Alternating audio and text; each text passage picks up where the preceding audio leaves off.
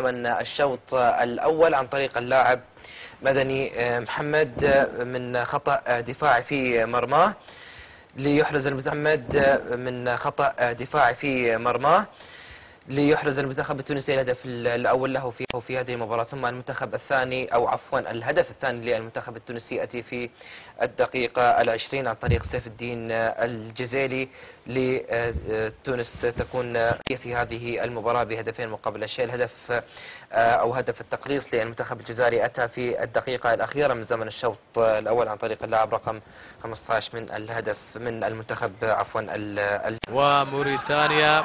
كرة ملعوبة للمنتخب التونسي هنا تتصوب بشكل ممتاز هدف لسيف الله الجزيري، هو من يسجل الهدف الثاني، لا شخصية، والهدف الثالث للمنتخب التونسي. كرة من بعيدة بجانب المنتخب التونسي لسيف الدين الجزيري، صوب كرة من بعيد في زاوية صعبة على حارس المرمى ربيع محمد. سيف الدين الجزيري إذن يسجل الهدف الثالث.